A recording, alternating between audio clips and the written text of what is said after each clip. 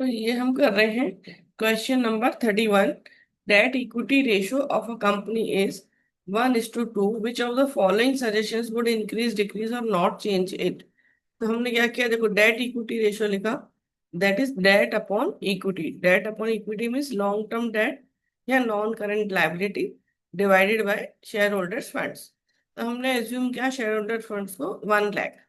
तो डेट कितना होगा, तो फॉर्मूले के थ्रू हमने फाइंड आउट किया कि ये है debt equity ratio 1:2। So 1/2 equals debt upon equity. Equity हमने 1 लाख अज्यूम किया है।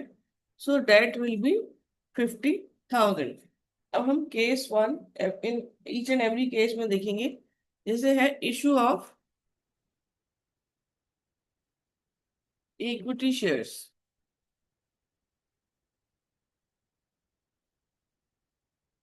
एक फिगर हमने एज्यूम की 20,000, ठीक है। 20,000 रुपीज के हमने शेयर्स इशू किए। तो उससे क्या दो चीजें होंगी, एक तो बैंक यानी करंट एसेट्स वो हमारी इंक्रीज होंगी, और दूसरा शेयर होल्डर्स फंड्स वो भी हमारा इंक्रीज होगा, ठीक है। तो डेट इक्विटी रेशियो में देखो,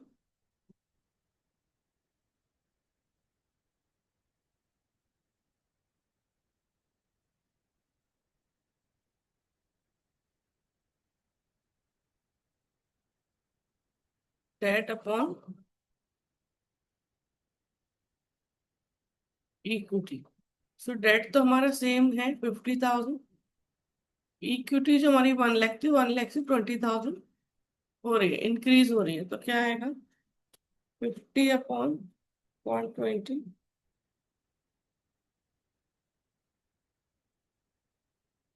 अच्छा, ये भी जो 1:2 है, ये भी हमारा हो जाएगा 0.5:1। इसको इस तरीके से भी देख लेते हैं। जैसे ये है 1:2, तो यदि हमने शेयर होल्डर्स फंड्स को 1 रखा तो ये हो जाएगा 0.5। तो इससे अब हम कंपेयर करेंगे 0.5:1 से। तो ये है 0.416 या 0.42 कर लेते हैं, डिवाइडेड बाय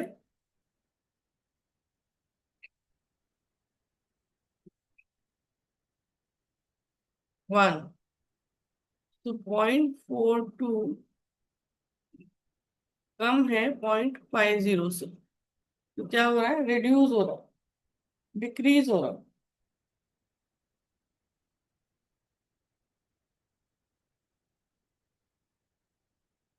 केस वन में डिक्रीज हो रहा है, ठीक है। अब करेंगे केस टू।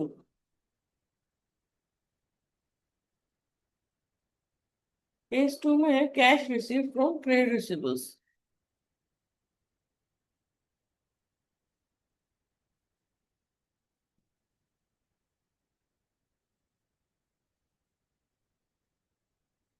इससे क्या चीज इम्पैक्ट होगी, कैश यानी बैंक आपका, यानी करंट एसेट्स आपका इंक्रीज हो रहा है। और ट्रेड रिसीवेबल, ट्रेड रिसीवेबल्स मतलब करंट एसेट्स, तो वो आपका डिक्रीज हो रहा है। तो दोनों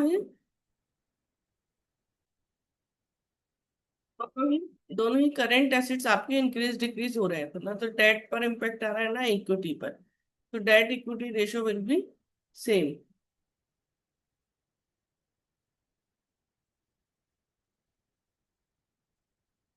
नो चेंज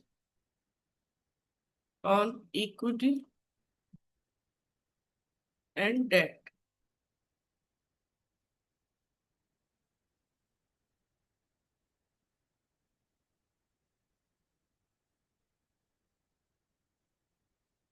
तो आ रहा है नो चेंज।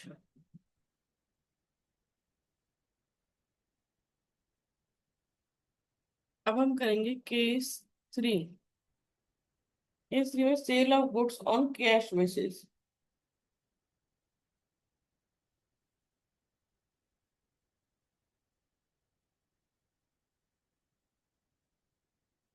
सेल करने से क्या होगा, एक तो आपका कैश इंक्रीज हो रहा है, यानी कि करंट एसेट्स आपके इंक्रीज हो रहे हैं। और दूसरा आपका इन्वेंट्री डिक्रीज हो रही है क्योंकि आपने सेल किया है इन्वेंट्री, मतलब वही करंट एसेट्स आपके डिक्रीज हो रहे हैं। तो जब करंट एसेट्स इंक्रीज हो रहा है, करंट एसेट्स ही डिक्रीज हो रहे हैं, तो डेट और इक्विटी पर कोई इम्पैक्ट नहीं आएगा। तो no change.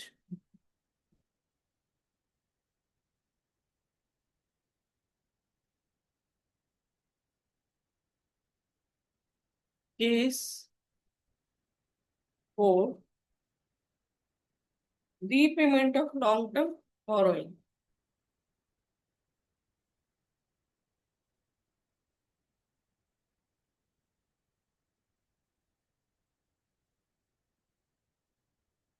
Long term borrowing से क्या होगा, लॉन्ग टर्म डेट जो होते हैं वो डिक्रीज हो जाएंगे। और दूसरा आपका बैंक डिक्रीज होगा, मतलब करंट एसेट्स डिक्रीज होंगे।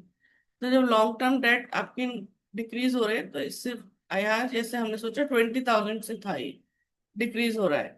तो अब देखो, डेट इक्विटी रेशियो आपका था,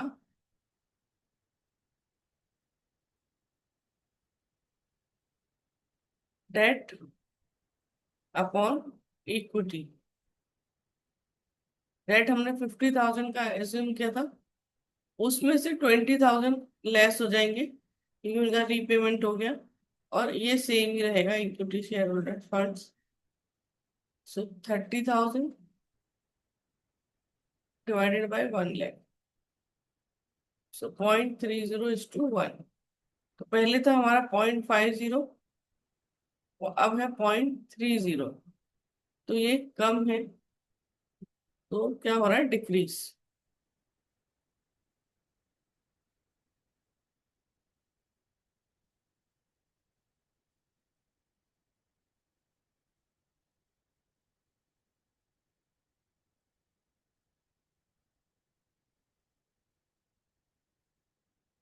अब आएगा केस 5।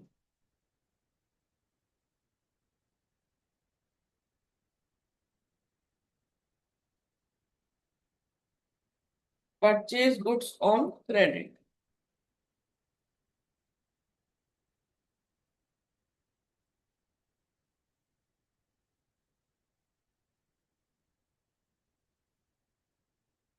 इससे क्या होगा, आपका इन्वेंट्री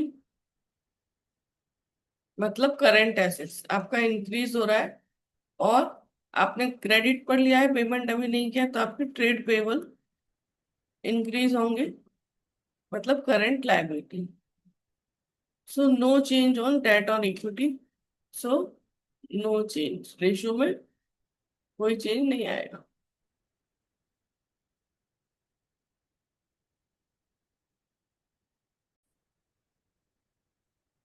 Question number 32.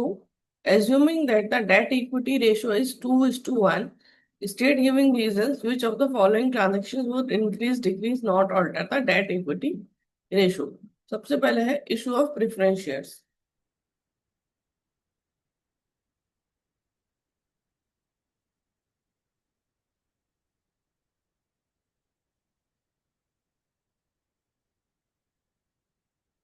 पहले हमें डेट इक्विटी रेशियो दिया हुआ है 2:1। तो हमने, जो होता है हमारा डेट अपॉन इक्विटी, तो हमने इक्विटी को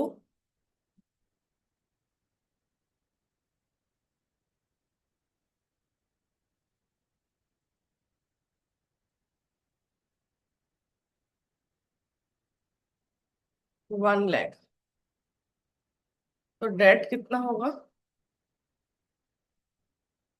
डेट विल बी 2 लाख। ठीक है। अब केस 1 करते हैं, issue of preference shares.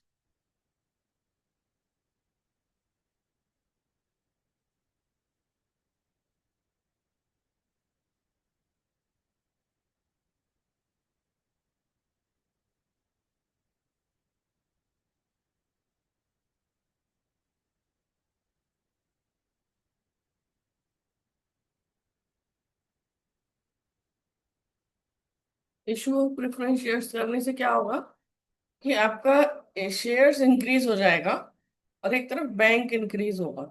So bank तो मतलब करंट एसेट्स होता है तो इंक्रीज हो रहा है। और इस ये शेयर कैपिटल होगा, प्रेफरेंस शेयर कैपिटल मतलब शेयर होल्डर्स फंड्स या इक्विटी हमारा इंक्रीज होगा। ठीक है, तो इससे हम डेट इक्विटी रेशियो देख लेते हैं। So debt equity ratio, debt upon equity. तो डेट तो हमारा सेम रहेगा, 2 लाख, लेकिन इक्विटी हमारा इंक्रीज हो रहा है। मैं अमाउंट नहीं दिया है, तो यदि हम 20,000 से अज्यूम कर लेते हैं, सो 1 lakh plus 20,000, so 2 lakh divided by 1 lakh 20,000, 1.67:1। तो पहले देखो कितना था, पहले था 2:1, अब है 1.67:1, तो डिक्रीज हो रहा है।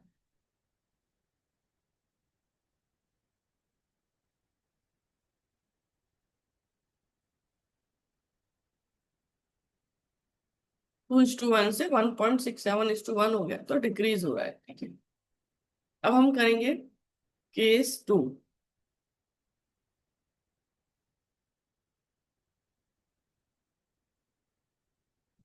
Buyback of its own shares by a company.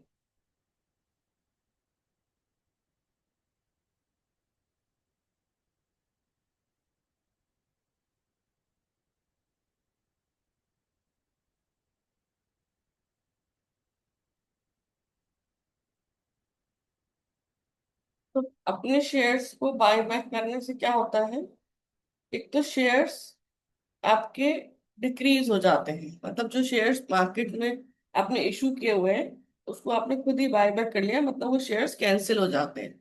तो शेयर होल्डर फंड्स जो होता है वो आपका डिक्रीज हो जाएगा। और आपने बैंक पेमेंट किया है उनको बाय करने में, तो आपका करंट एसेट्स भी डिक्रीज हो जाएगा।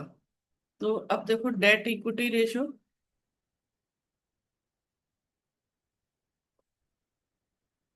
डेट अपॉन इक्विटी, तो डेट तो आपका रहेगा वही 2 लाख। ये यदि यहाँ से 20,000 या 10,000 से भी है, सो 1 लाख -10,000, सो 2 lakh divided by 90,000,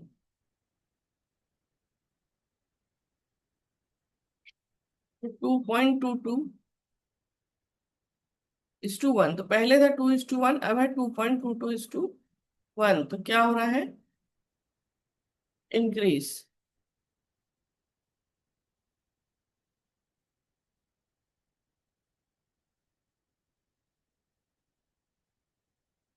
case third, इसमें है issue of debentures.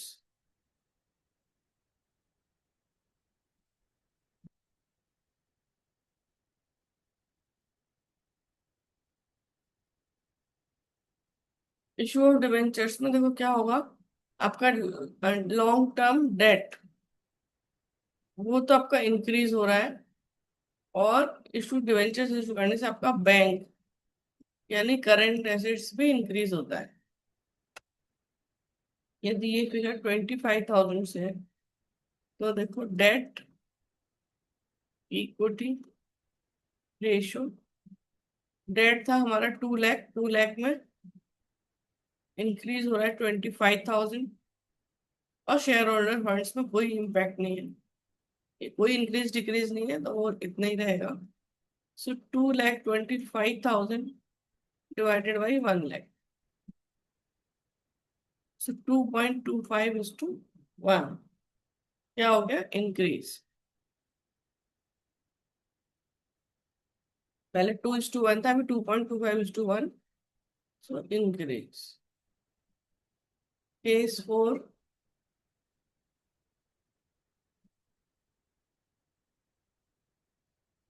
Repayment of bank loan.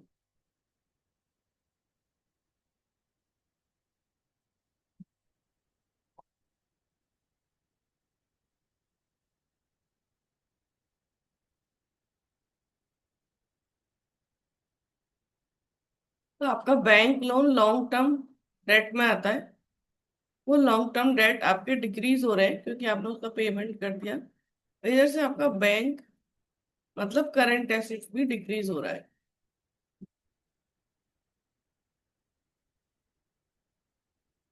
So debt equity ratio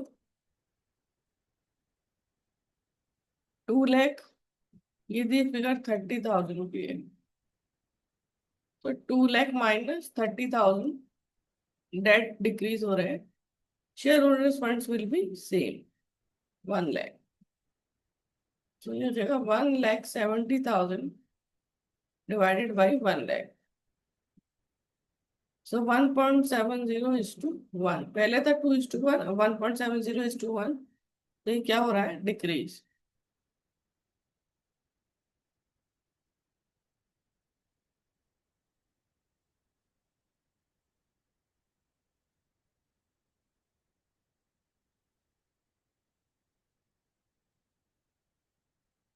case 5, sale of non current asset at पार।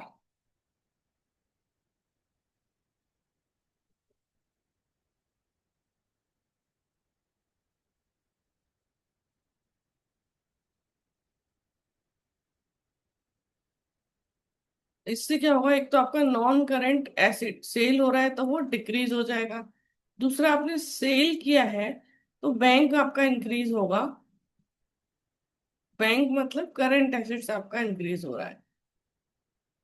तो एक तरफ करंट एसेट्स इंक्रीज हो रहा है और नॉन करंट एसेट्स डिक्रीज हो रहा है सेम वैल्यू से, क्योंकि सेल एट पार है। यानी जितने का कॉस्ट था उतने पे ही सेल हुआ है, तो सेम वैल्यू से नॉन करंट एसेट्स डिक्रीज हुई है और करंट एसेट्स इंक्रीज हुई है। तो डेट इक्विटी रेशियो पर कोई इम्पैक्ट नहीं आ रहा है, ना तो लॉन्ग टर्म डेट पर ना शेयर होल्डर फंड्स पर। तो फिर ये हो जाएगा नो चेंज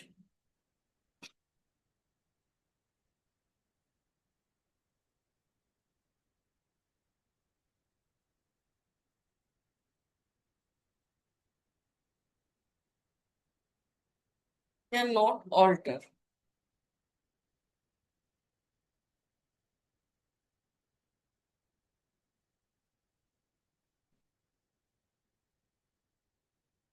अब हम करेंगे केस 6।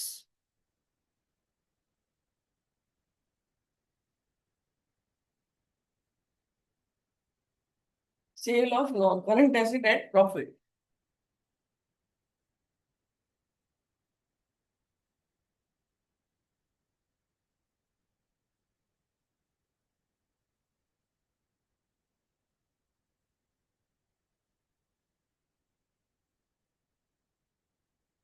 देखो, नॉन करंट एसेट सेल हो रही है तो वो तो डिक्रीज हो जाएगी, लेकिन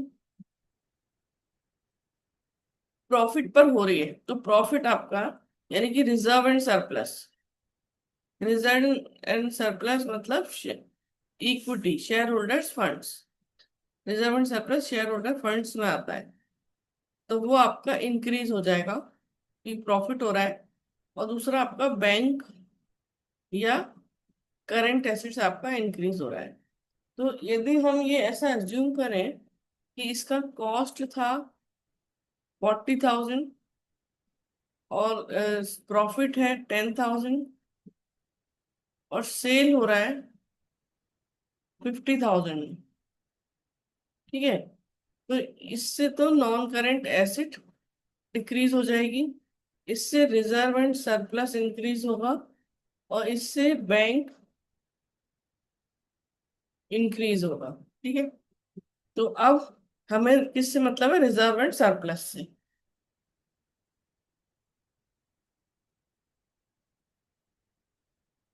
सो debt equity ratio, debt upon equity. So debt तो हमारा सेम ही रहने वाला है 2 लाख।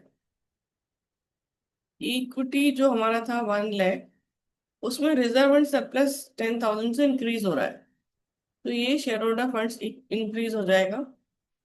सो 2 लाख डिवाइडेड बाय 1,10,000।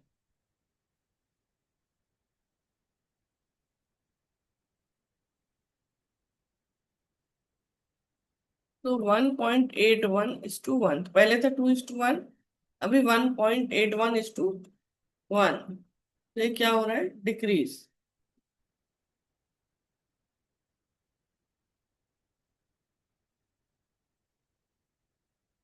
अब हम करेंगे केस 7।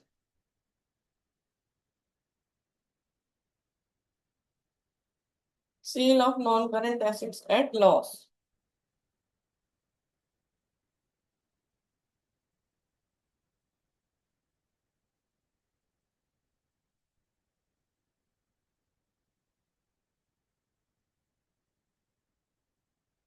अब देखो, आपका नॉन करेंट एसेट तो डिक्रीज हो रहा है, बैंक आपका इंक्रीज हो रहा है, लेकिन जो रिजर्व एंड सरप्लस है वो भी आपके डिक्रीज हो रहे हैं क्योंकि लॉस है। तो यदि हमने ऐसे सोचा कि हमारी जो एसेट है, नॉन करेंट एसेट, उसका कॉस्ट कॉस्ट है 10,000, सेल हो रही है वो 8,000 में, क्योंकि लॉस है और लॉस है 2,000। ठीक है, इससे तो आपका नॉन करेंट एसेट डिक्रीज हो जाएगा, ये इससे रिजर्व एंड सरप्लस डिक्रीज हो जाएगा, इससे हमारा बैंक या करंट एसेट्स इंक्रीज हो जाएगा। तो नॉन करंट एसेट्स और करंट एसेट से तो हमें कुछ करना नहीं है, हमें करना है रिजर्व एंड सरप्लस से। So debt equity ratio, date है हमारा 2 लाख और इक्विटी है 1 लाख, उसमें से 2,000 माइनस कर देंगे। तो 2 लाख डिवाइडेड बाई 98,000,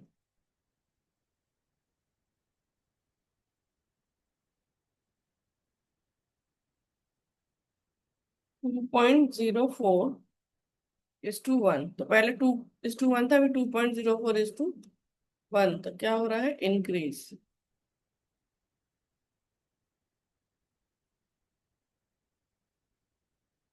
अब करेंगे केस 8।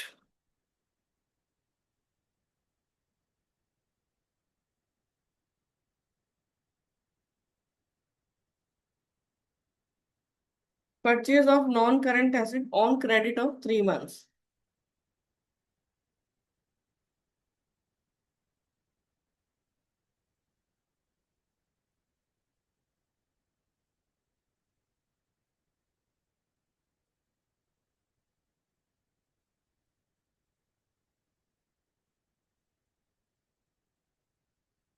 तो आपका नॉन करंट एसेट वो तो आपका इंक्रीज हो जाएगा, और आपका करंट लायबिलिटी, क्योंकि 3 मंथ्स का क्रेडिट लिया है ना आपने, तो करंट लायबिलिटी भी इंक्रीज हो जाएगा।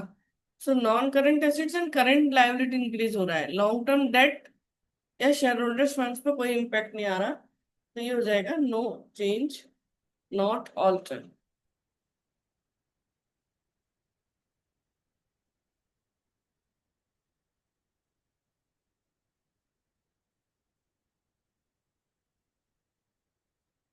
हम करेंगे केस 9।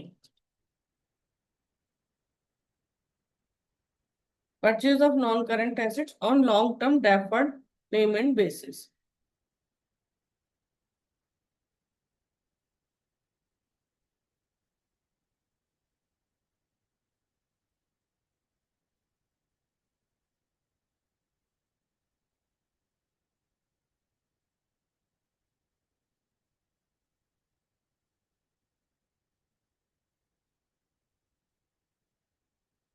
तो ये देखो, हमारा यहाँ पर नॉन करंट एसेट इंक्रीज हो रहा है और long term deferred payment basis पर है, तो हमारा नॉन करंट लायबिलिटी भी इंक्रीज होगा। ठीक है, तो यदि इसको फिगर यदि 20,000 से है समझो, सो डेट अपॉन इक्विटी, डेट था हमारा 2 लाख का, plus 20,000 divided by 1 lakh. So 2,20,000 divided by 1 lakh, 2.20:1। तो ये क्या हो रहा है? इंक्रीज।